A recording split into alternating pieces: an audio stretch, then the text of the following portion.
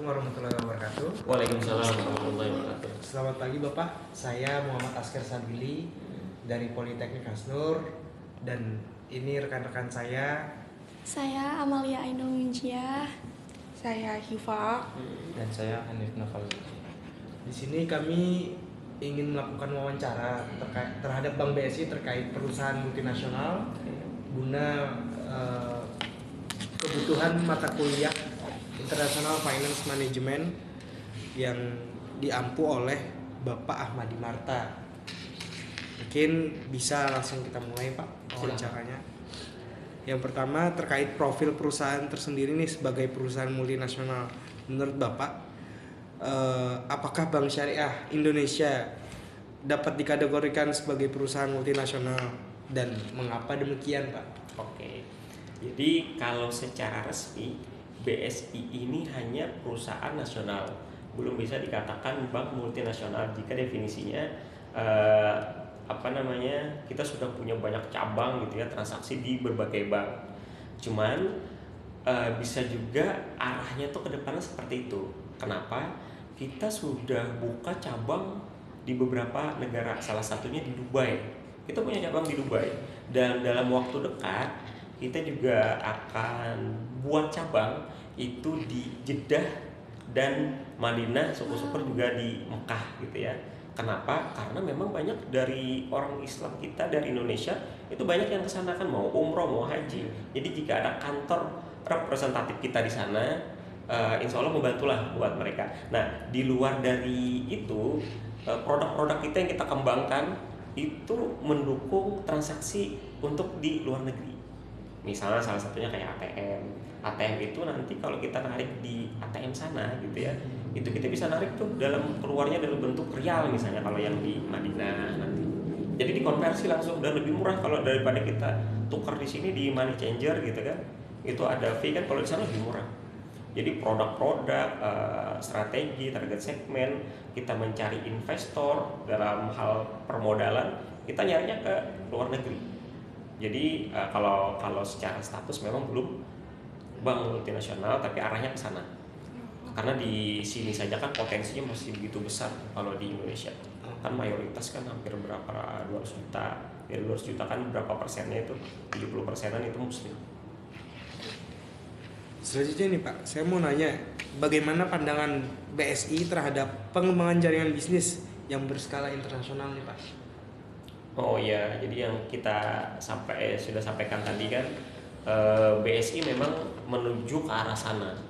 Jadi nanti tidak hanya di Timur Tengah seperti Jeddah, Madinah, Dubai, nanti di beberapa negara kita masih lakukan riset ya, ada tim yang masih menggodok itu.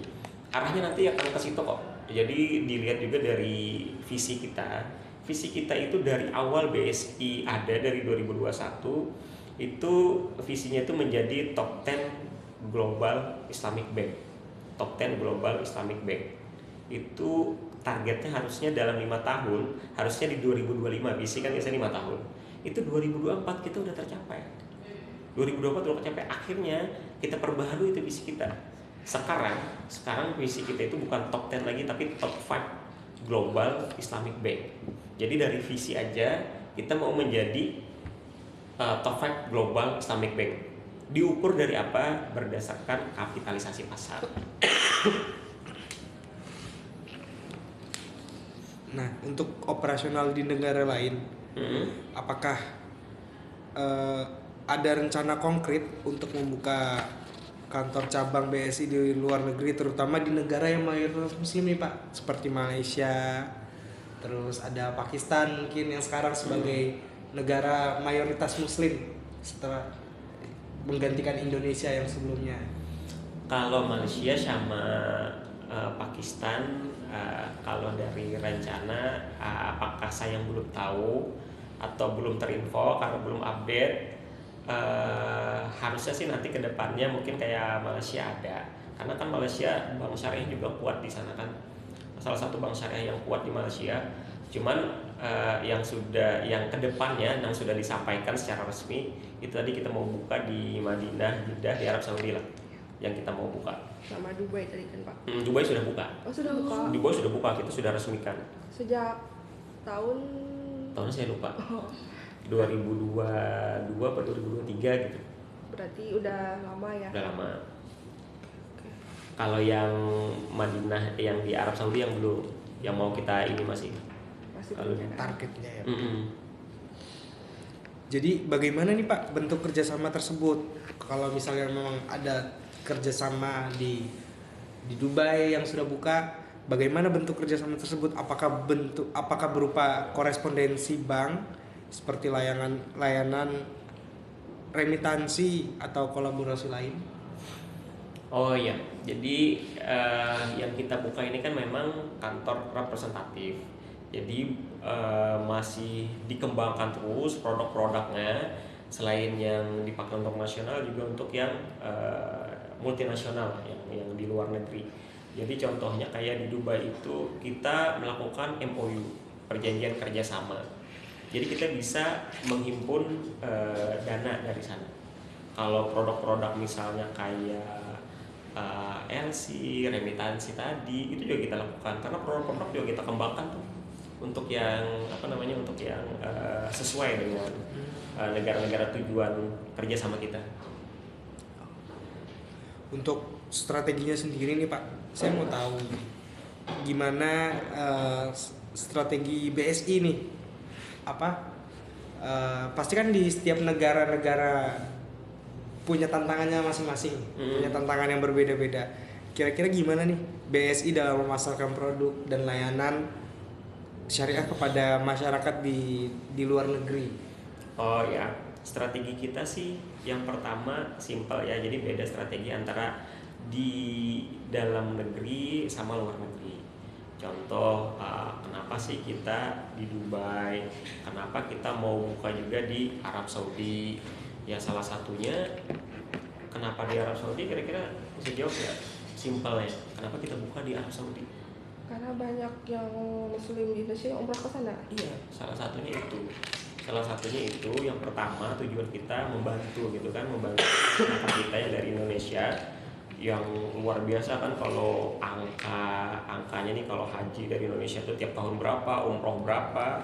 Kira-kira kalau kita buka cabang di sana dengan beberapa produk layanan yang kita sampaikan ke nasabah, ya di sana juga ada fee jasa lah mungkin atas transaksi yang dilakukan di sana. Itu kan salah satu strategi peluang bisnis untuk meningkatkan bisnis kita di sana. Masuk internasional jadinya. Saya juga mau tahu nih Pak, gimana Bank BSI ini membangun citra atau branding sebagai bank syariah nasional yang siap bersaing secara global.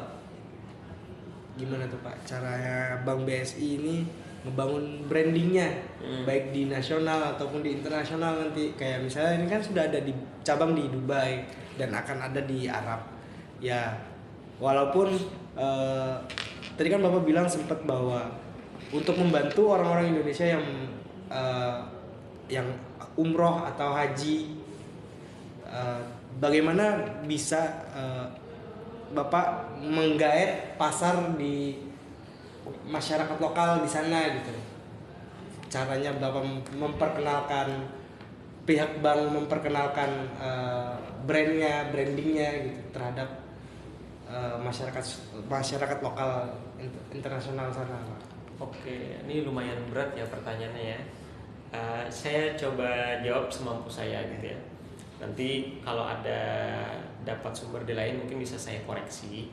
Jadi contoh dari branding dulu, atau sebelum masuk ke sana saya ingin kasih paham dulu sedikit gitu ya.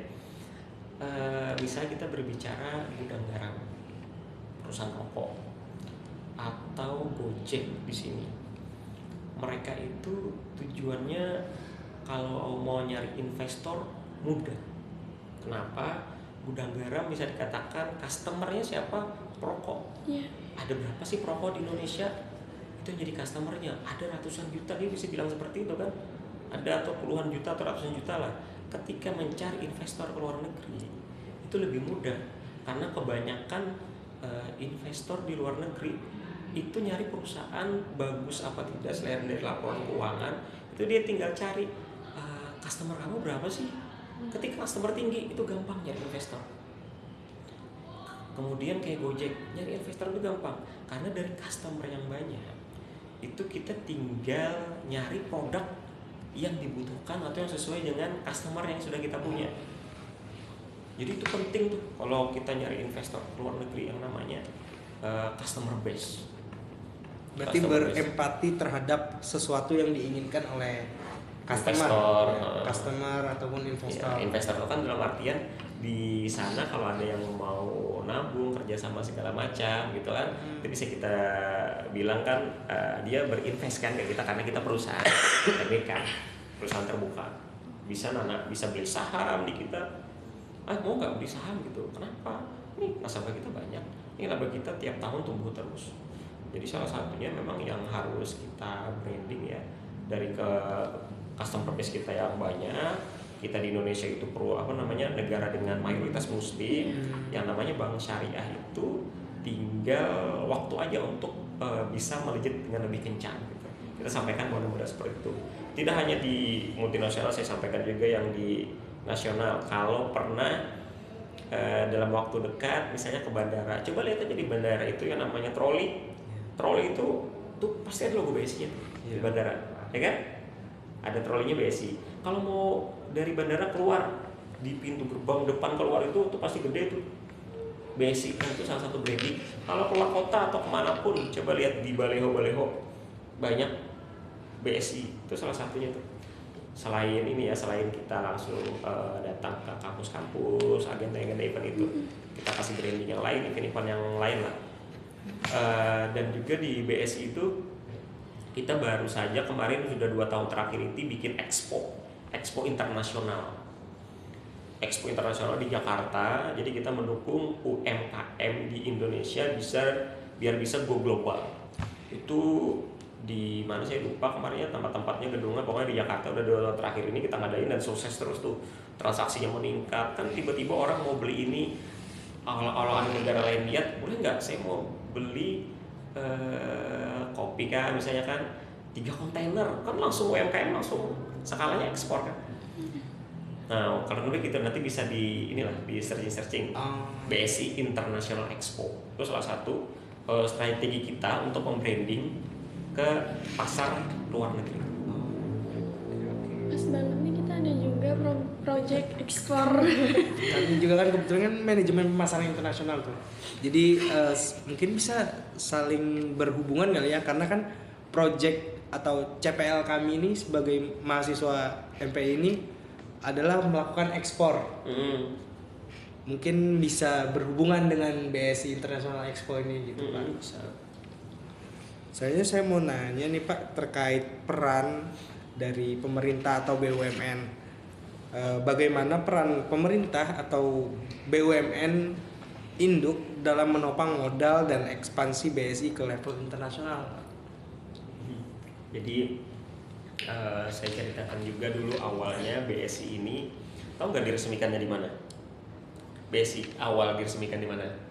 Di Istana Negara. Langsung Presiden Jokowi yang meresmikan. Satu-satunya bank yang diresmikan langsung oleh Presiden dan di Istana Negara. Itu BSI. Jadi begitu kuat yang namanya pemerintah dalam mendukung kita, baik itu pengembangan di nasional maupun internasional. Kemudian kita juga bikin produk baru yang sudah disetujui. Ada namanya BSI menjadi bank emas pertama di Indonesia.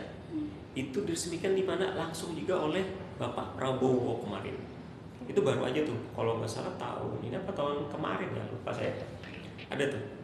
Itu langsung jadi bank lain ada punya produk baru kira-kira diresmikan di Istana Negara nggak oleh langsung Presiden nggak? Nggak semua. BSI itu kemarin langsung oleh pemerintah. Terus kenapa kami di merger? Yang merger siapa? Pemerintah. Yang merger. Kenapa? Karena biar lebih kuat dari segi permodalan, biar semakin besar aset, semakin besar juga bisnis yang kita create gitu kan. Jadi yang namanya pemerintah itu benar-benar mendukung mendukung BUMN-nya gitu ya, hidup kita memang mendukung baik dari nasional maupun internasional. Sudah langsung dari pemerintahnya yang mendukung.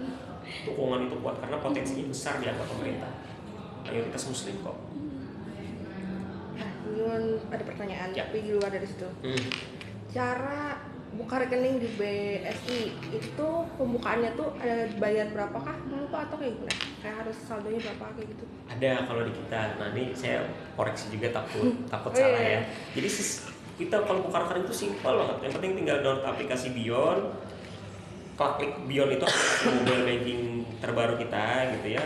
Aplikasinya ada di Play Store kalau Android, kalau di di luar Android juga bisa, tinggal dicari lah namanya Bion, keluar diinstal, habis itu tinggal kita request tuh buka rekening. Nanti kan yang penting ada KTP aja kebaca langsung otomatis, isi sebentar aja kebuka. Kalau setahu saya ya standarnya tabungan standar ya, karena memang ada beberapa produk itu buka 100.000 minimal.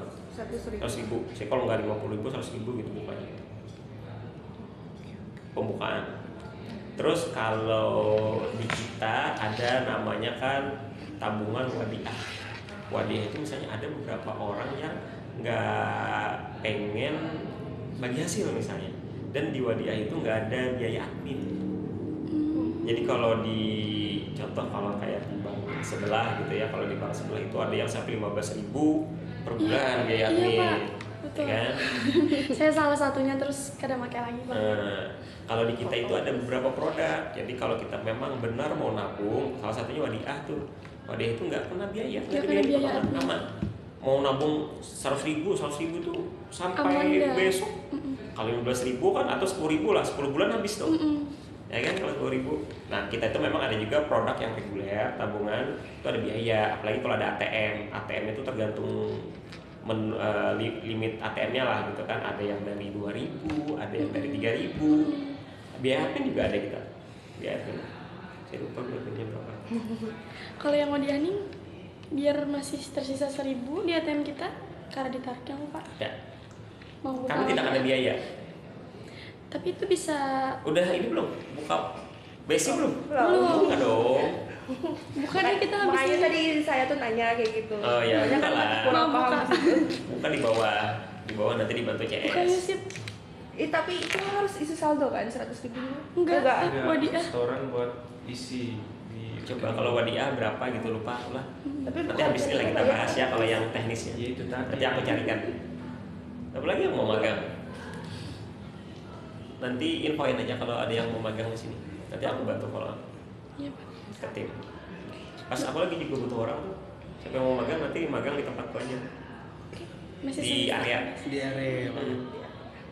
Nanti ku ajarin sampai kalian bisa. Tapi Iya, bukan iya. CS teller ya. Iya. Ini secara umum bisnis perbankan tuh banyak. Yang CS teller kan cuma di bawah. Kalau yang di belakang layar tuh banyak tuh lagi bisnisnya tuh. Banyak. Bagian marketingnya ada Pak. Hmm. Karena saya suka ngomong Pak. Hmm. Ada juga bagian marketingnya. Suka diam aja Pak. Ya. Di manajemen. Boleh. Ya, ya. Masih semester 3 berarti kita tuh magang semester 7 ya? Semester 7 masih ada 2 tahun. 2 tahun. 2 tahun 2 tahun lagi lagi. deh. Kalau bisa sekarang sih tapi nggak bisa Nggak bisa. Siapin aja dulu. Jadi kalau bisa, kalau sebelum magang di sini aku tanya lagi skill kalian apa. Harus ada. Oh saya terbiasa MC Pak, apa kan skill? Saya terbiasa, saya udah kursus bahasa Inggris sih Pak, saya udah lanjut bahasa Inggris. Ada beasiswa nggak di BSI misalnya mau luar negeri? Atau saya ini Pak memimpin ini Pak di organisasi. Nah itu harus ada tuh 2 tahun lagi dari sekarang pikirkan. Oh saya hebat desain grafis Pak, editing video segala macam. Saya influencer Pak. Tuh daya jual. Harus Saya ada biasanya ya. jualan sama marketing Pak, itu di mana tuh? Apa jualan sama marketing? Jualan di marketing itu. Pengalaman jualan sudah terbiasa jualan. Karena Itu penting tuh. saya kuliah sama Sales. kerja Pak. Kuliah sama kerja. Jadi kerjanya tuh jual Jual apa? fashion gitu. Oke. Cek. Nah, Selanjutnya nih Pak, untuk diferensiasi produk. Jadi apa nih keunikan atau diferensiasi utama produk BSI yang diunggulkan dibandingkan dengan konvensional maupun bank syariah asing? Nah, ini pertanyaannya bagus nih, menarik. Sebelum aku jawab, aku suka tanya balik. Tahu nggak kira-kira produk unik dari bank syariah Indonesia? Yang menurut saya sih Pak, yang unik tuh yang akadnya itu sih Pak. Iya. Yang Tapi sistem ini akad. itu Iya. cara kan, Iya. produk. Produknya kebetulan Karena- saya kurang paham ya. Hmm. Untuk Nih, produknya. produknya ya. Dulu mungkin masyarakat itu tahu kita itu bank syariah, bank apa? Bank haji gitu ya. Jadi salah satu keunikan kita yang tidak dimiliki oleh bank konven, karena pemerintah langsung menunjuk kalau mau daftar haji dapat porsi itu harus melalui bank syariah. Jadi itu salah satu ya, kalau yang namanya tabungan, deposito, pembiayaan, semua bank punya. Cuma tabungan haji nggak semua bank punya. Itu salah satu tabungan haji. Apalagi yang buat berhaji kita kan sekarang kalau di Banjarmasin itu lebih dari 30 tahun. Kamu daftar haji sekarang, ya kan, bayar porsi itu artinya bayar kalau nggak 20-25 juta gitu ya. Itu dapat porsi dari Kemenang.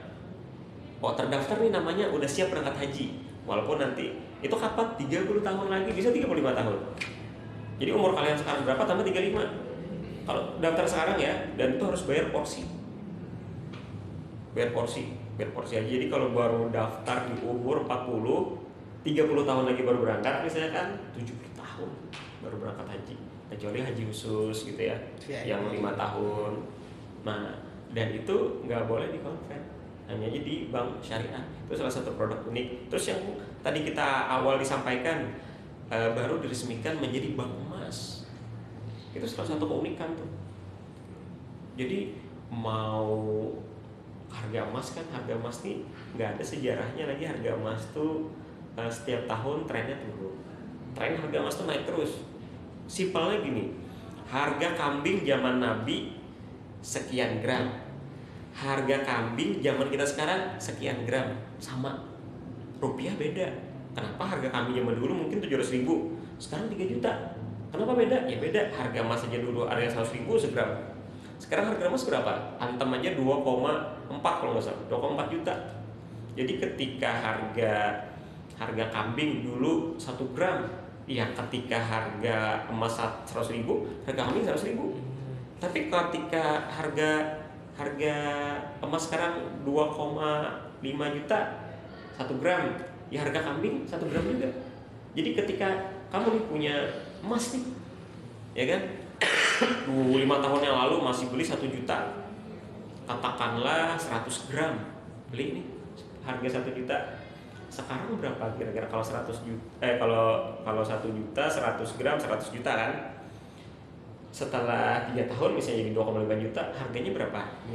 Nilai uangnya. Jadi 100 gram dikali 2,5 juta, 250 juta. Cuma 3 tahun kamu bisa punya uang yang dulunya 100 juta jadi 250 juta. Itu kalau uang kan beda nih nilainya. Kalau emas tuh nilainya sama. Dan kalau investasi lebih bagus, lebih stabil. Karena nilainya selalu naik. Tidak akan tergerus. Jadi salah satu investasi yang terbaik itu emas. Selain kalau ada yang mau saham, ada reksadana, ada sukuk, ada deposito, banyak lah macam-macam produk investasi kan.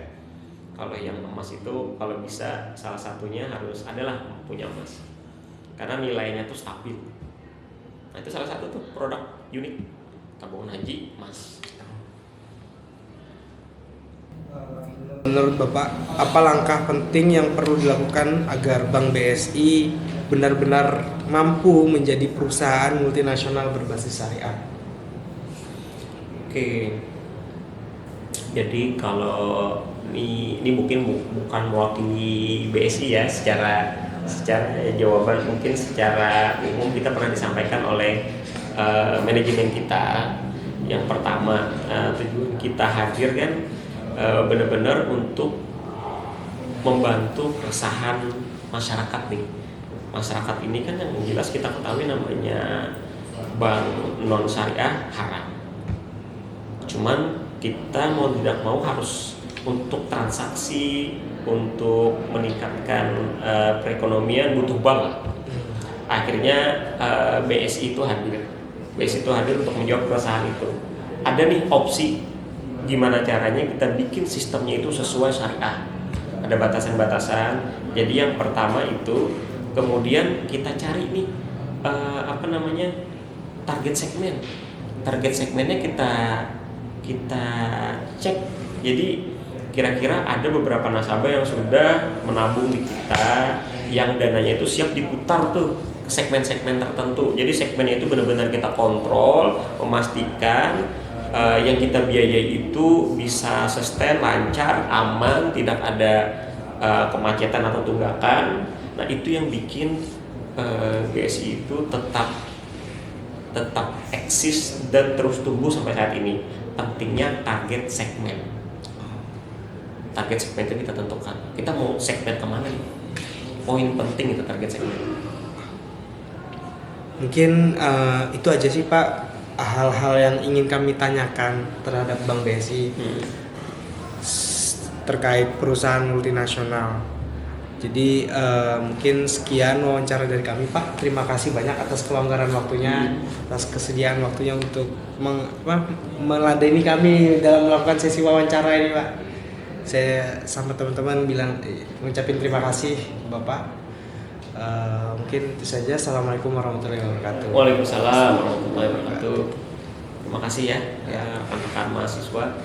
Jadi nitip lagi, kita masih butuh banyak edukasi, sosialisasi ke masyarakat. Harapannya dari teman-teman mahasiswa ini bisa bantu menyampaikan ke masyarakat kehadiran bank syariah itu ada. Terus apa sih bedanya bank syariah sama bank konven, bisa menjelaskan itu dengan cara yang sederhana, yang gampang dipahami oleh masyarakat, sehingga harusnya idealnya semua masyarakat muslim itu jangan ada lagi yang berbank konven, karena clear kan misalnya itu bunga haram. Jadi idealnya sih menggunakan bank syariah. Walaupun sampai saat ini kita umurnya masih baru jalan 4 tahun, baru 5 tahun lah, jalan 5 tahun ya nih ya. Dari 2021 4 ke 5 tahun, masih banyak memang yang akan kami kembangkan, baik itu produk, layanan ke masyarakat. Insya Allah dengan dukungan dari pemerintah, dari stakeholder kami, yang namanya BSI itu tumbuhnya signifikan. Ke depan itu akan signifikan perusahaan BSI. Itu sih, demikian ya. Terima kasih kepada kawan-kawan tadi sekalian. Demikian, assalamualaikum warahmatullahi wabarakatuh. Waalaikumsalam warahmatullahi wabarakatuh. Nah, jadi di luar ini yang mau didiskusikan, Kalau misalnya nonis gitu Pak, nonis Islam di sini pakai BSI bisa. karena dia universal. Makanya kalau kita nyari di Inggris misalnya, yang investor muslim boleh. Kan dia invest ada hukumnya. Gak ada masalah kalau dia invest itu maksudnya dia nabung. Kalau dia mau pembiayaan juga boleh, yang penting usahanya tidak melanggar syariah. Usaha misalnya dia punya rumah makan, jualannya nggak ada yang jual hal-hal yang diharapkan, nggak ada wine gitu ya, nggak ada babi, boleh, tidak ada masalah. Ini universal. Terus kalau di pengembangan itu mandiri ada kata syariah itu sistemnya apa sampai BSI gitu? Nah, mandiri itu kan mandiri syariah jadi BSI. Bank yang lain punya syariah nih di merger jadi satu jadi BSI. apa konteksnya berarti contoh ada BCA syariah. Nah itu juga harusnya kalau ada yang syariah itu diawasi sama MUI. Jadi semua produk yang keluar dari BCA syariah itu harus halal. Jadi beda mungkin target segmennya, caranya dengan BCA konven. BCA konven itu bebas mungkin sistem terpisah. Dulu yang namanya sebelum merger namanya bank syariah mandiri sama bank mandiri itu secara manajemen, secara sistem sudah terpisah. Jadi mandiri punya sistem sendiri, punya manajemen sendiri, kita juga terpisah. Kenapa yang masih jadi satu? Karena memang pemilik saham terbesar waktu itu mandiri. Sebelum TBK ini kan inilah sudah dikuasai beberapa entitas termasuk masyarakat.